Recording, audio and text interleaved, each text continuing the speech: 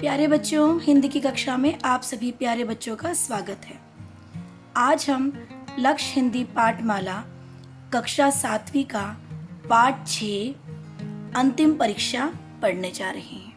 अपने इस पाठ को शुरू करने से पहले मैं हमेशा की तरह आप सभी बच्चों से निवेदन करती हूँ कि आप मेरे चैनल को ज़रूर सब्सक्राइब कीजिए, मेरे वीडियोस को लाइक और शेयर ज़रूर कीजिए, बेल आइकन को प्रेस कीजिए जिससे आपको मेरे वीडियोस की नोटिफिकेशन मिलते रहेंगे। आप सभी का बहुत बहुत धन्यवाद। आइए हम अपना पाठ शुरू करते हैं। अंतिम परीक्षा। प्रस्तुत कहानी में महाराज यशोधर के अनुरोध पर योग्य राजशिल्पी नियुक्त करने हेतु राजकुमारी 3 शिल्पियों के बुद्धि चातुर्य को परखती है।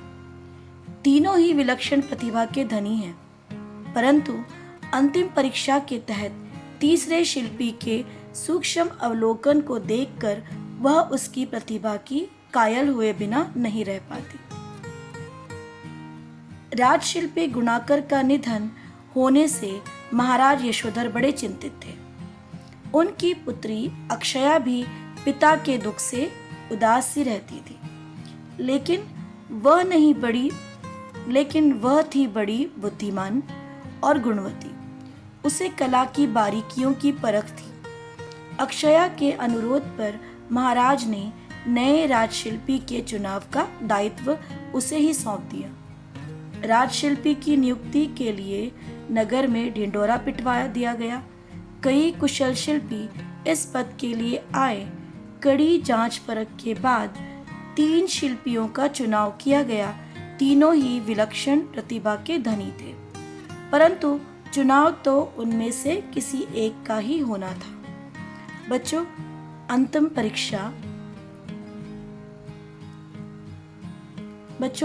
परीक्षा इस पाठ की शुरुआत में ही बच्चों, इस कहानी में एक राजा है जिनका नाम है यशोधर।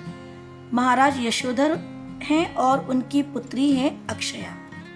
महाराज यशोधर के राजशिल्पी कहते हैं बच्चों शिल्पकार, कारीगर।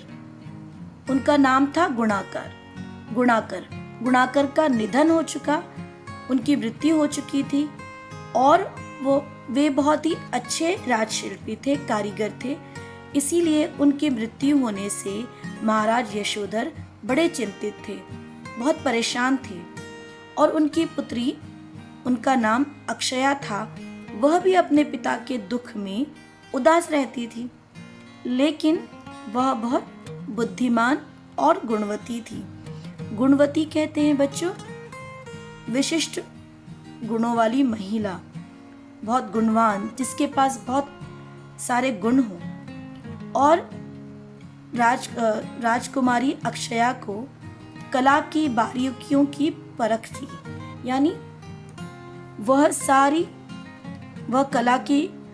कला प्रेमी थी और कलाकारी में जितनी भी बारीकियां होती हैं वह सब उन्हें पता था। अक्षया के अनुरोध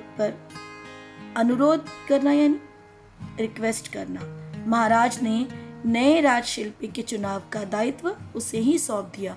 अक्षया ने अपने पिता से रिक्वेस्ट की और अक्षया को महाराज यशोधर ने नए राजशिल्पी, नए कारीगर के चुनाव करने का दायित्व कहते हैं बच्चों जिम्मेदारी, अक्षया को सौंप दी।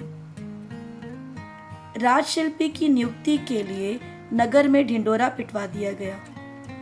बच्चों, आपको पता ही होगा कि पुराने ज़माने में जब भी कोई अनाउंसमेंट करनी होती थी तो नगर भर में ढिंढोरा पिटवा दिया जाता था। ये एक व्यक्ति जो है वो बड़ा सा ढोल लेकर जगह जगह जाकर वह अनाउंसमेंट करता था, ज़ोर ज़ोर से चिल्लाता था, पुकारता था, सुनो सुनो सुनो, महाराज का फरमान, महाराज का क्या ऑर्डर है। ऐसे सभी लोगों को अवगत कराता था, बताया करता था। तो इसी तरह नगर भर में ढिंढोरा पिटवा दिया गया और कई कुशल शिल्पी इस पद के लिए आए। बहुत सारे कुशल यानी बहुत ही गुणवान, बहुत अच्छे कारीगर, आर्टिस्ट जो है वो इस पद के लिए, इस पोस्ट के लिए आने लगे। कड़ी जांच परख के बाद 3 शिल्पियों का चुनाव किया गया। राजकुमारी अक्षया ने कड़ी जांच परख की।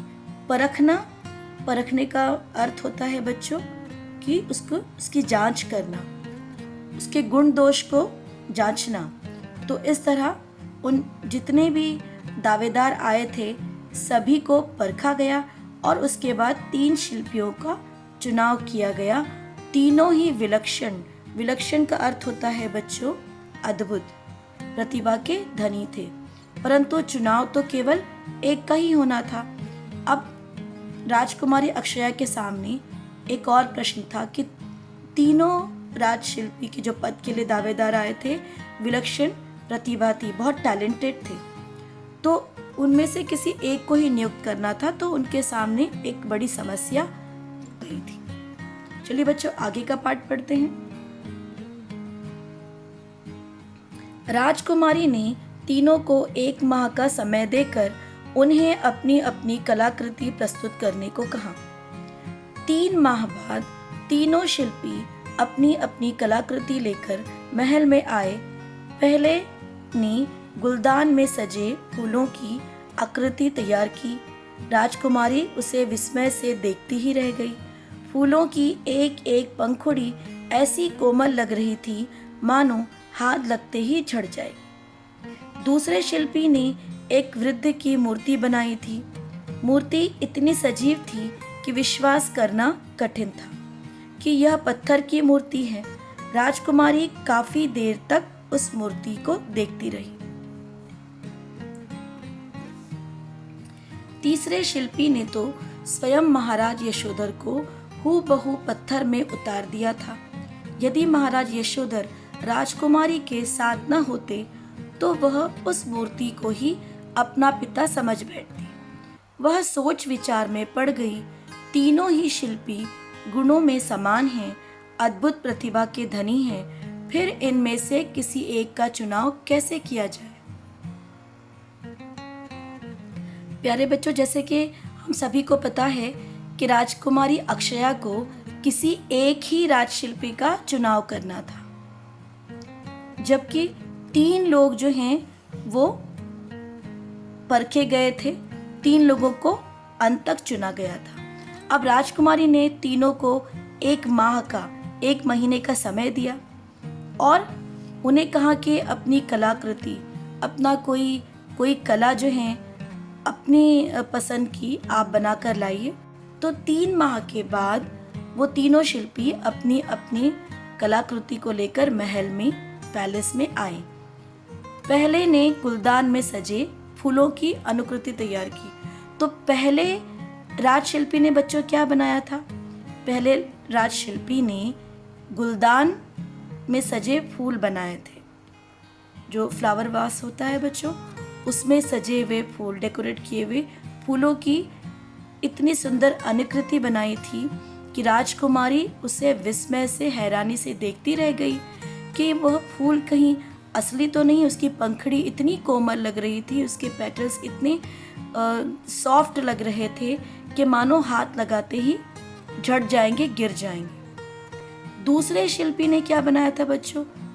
उसने एक वृद्ध की मूर्ति बनाई थी, एक बूढ़े आदमी की मूर्ति बनाई थी, और वह मूर्ति इतनी सजीव थी कि उसको देखकर विश्वास ही नहीं हो रहा था कि वह कोई पत्थर की मूर्ति हो सकती है बच्चों। ऐसी मूर्ति थी कि जिसे देखकर लग रहा था कि ये कोई असली ही कोई वृद्ध व्यक्ति है। महारानी ने उस मूर्ति को देखा तो बस वह देखते ही रह गई। तीसरे शिल्पी ने महाराज यशोधर को बनाया था, और अगर अक्षया के पिताजी महाराज यशोधर उनके साथ में नहीं होते तो उन्हें यह विश्वास करना कठिन था कि यह मूर्ति है, उनके पिताजी नहीं। तो तीनों ही शिल्पी गुणों में समान थे और उनकी प्रतिभा भी अद्भुत। फिर उनमें से किसी एक का चुनाव कैसे करें? मुश्किल था। तो आइए बच्चों हम आगे का पाठ पढ़ना शुरू करते हैं। बहुत सोच विचार के बाद राजकुमारी अक्षया ने तीनों शिल्पियों को बुलवाया। जब तीनों आ गए तो राजकुमारी बोली, आप तीनों के हाथों में हुनर है, हर गुण में आप समान हैं। फिर भी राजशिल्पी का पद तो एक ही है, इसीलिए एक का ही चुनाव करना हमारी व्यवस्था है।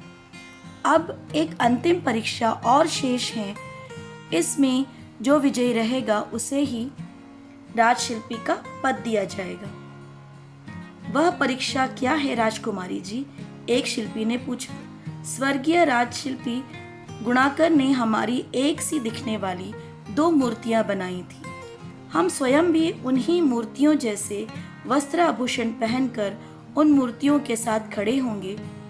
आपको 4 हाथ दूर रहकर यह बताना होगा कि उनमें से हम कहाँ हैं।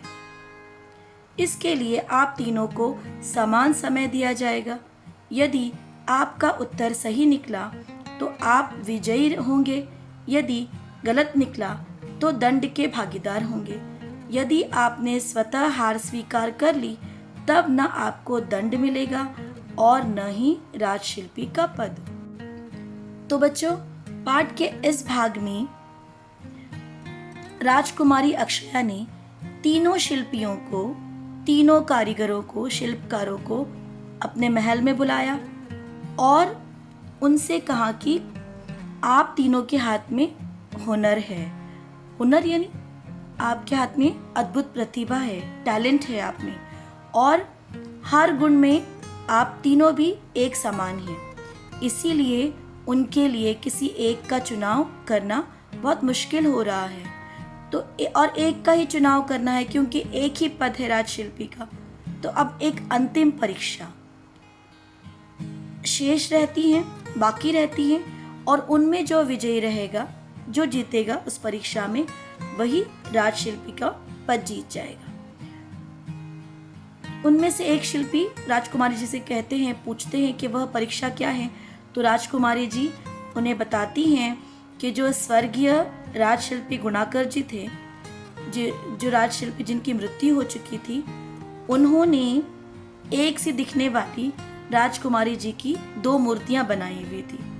और राजकुमारी जी ने कहा कि मैं उन्हीं 2 मूर्तियों के तरह वस्त्र आभूषण, कपड़े और जेवर आभूषण पहनकर उन्हीं मूर्तियों के साथ में खड़ी हो जाऊंगी मैं, और उन 2 मूर्तियां होंगी और एक मैं होंगी, और एक समान के वस्त्र आभूषण होंगे, कपड़े होंगे, जेवर होंगे।